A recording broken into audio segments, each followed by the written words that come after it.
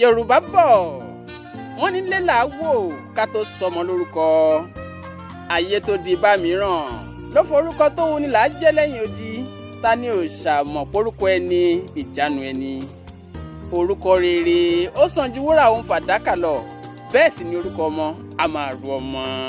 With the Yoruba rich tradition and culture, names are considered sacred and are jealously protected by responsible bearers. Alamu Aderibigbe Olarinoye Yakub Muhammadu Awal.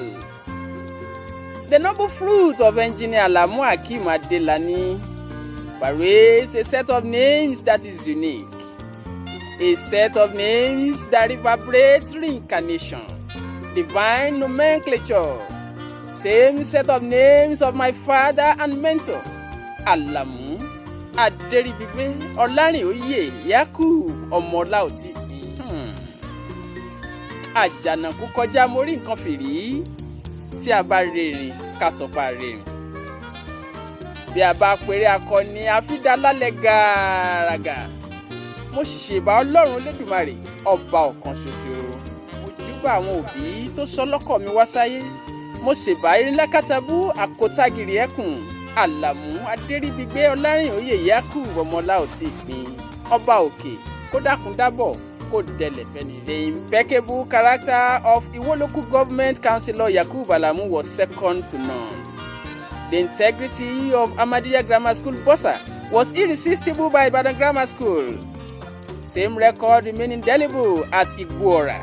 Alamu Olaoti Nigeria Enterprises paraded enviable entrepreneurial skill sets. The legend ventured into all kinds of farming. He was a huge success in built environments. He was a celebrated merchant, trader, publisher, industrial distributor, sales and marketing don, a great mathematician and accountant, a seasoned and celebrated politician. Name any other human endeavor and you find his marks. Above all, the set of names Alamu Aderibigbe Olarinoye Yakub exudes the exemplary and genuine concept of Omoluabi, a complete Muslim family man. Alihulamahu Warazatul Hambiyai, a perfect community personality and an amazing bridge builder. My role model was humorous. With him by your side at folktales, you can't afford but cackle with laughter. That was a short tribute to my benefactor, my role model, a priceless piece to celebrate 3 years of his reincarnation. A prologue to the birthday lines for engineer Alamu Adelani's son, Alamu Aderibigbe Olarinoye Yakub Muhammadu Awal. Welcome to your 4th year on earth. May God continue to grant you all the ingredients of a fulfilled glorious destiny. You shall live long, longer than your ancestors. You shall live longer than Alamu Olaoti. You shall live longer than the progenitors of your beautiful mother, the Ewu Queen of Abeokuta, Aminat Arike Morenikeji, aya Alamu Hakeem Adelani Olaoti, ọmọ Olúwo Òdùrú, ọmọ Ajíbọ́sìn, ọmọ Ajífipéṣeré, ará Òwu wọn kì í ránrò, àwí mẹ́nu kúrò ní tòwu, ọmọ Asunkúngbadé, afọ̀rọ̀gbóyè, ọmọ Lábẹ́rìnjọ, ọmọ amọ́lẹ́sẹ̀ bí àlárì, bàbá yín dára, ó dára jù obìnrin lọ, ọmọ onígbọ̀wọ́ ìlẹ̀kẹ̀, ọmọ ọlọ́run ṣẹ̀gi. Ṣé bẹ́yìn lọmọ wòyíra kó má bàa rẹrúkẹrú, ẹrúkẹrú, abilala lẹ́nu.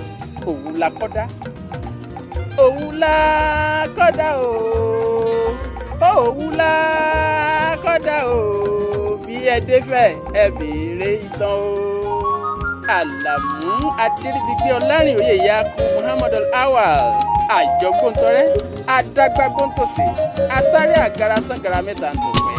Wàá pẹ́ láyé, wàá fọwọ́ pawú, wàá bẹ̀rẹ̀ ìjòbì, ọmọ ogọ́ ọmọ lọ́rọ̀ lágùnbẹ́ anísùnmọ́ lòun ògùnyán nílé akéwọrẹ ọmọ àṣàfà sọlá ìwọ lọmọ ajíjú kálàmù dámọ́lẹ́fún àríṣe kọ́ńdúkọ́ńdú ìwọ lọmọ aláàjì tó fẹsẹ̀ rìn délé ńlá ìmùlẹ̀ lárúbáwọ̀ ọmọ láòtí ìpín ọmọ aláùsá ọ̀pá bàbá mẹ́sìn lẹ́sẹ̀ àlàmú adébíyí ọlárìn òye yaku muhammadu awal ìwọ lọmọ wo lódò ọba nílé odídẹrẹ́ ẹ̀yẹ ire ìwó tí ò nílẹ̀kùn bẹ́ẹ̀ ni ò ní kọ́kọ́rọ́ ẹrú wẹ́wẹ́ ẹrú wáwá àti wẹ́wẹ́ àti wáwá ẹrú ni wọ́n fi ń délé níwò lódò ọba ọmọ àtẹnigbọ́lá ọmọ àtẹnigbọ̀rẹ́ ẹrú ìlú yín kan kì í jẹmọ́dérín ìwọ̀fà wọn kì í jẹmọ́gbẹ̀dẹ̀ ọmọ bíbí inú wọn ní jẹmọ́dérín ìwó tó ní ẹ̀dálẹ̀ tó gún pin ogún ọjọ́ òun ẹ̀ ògún dáadáa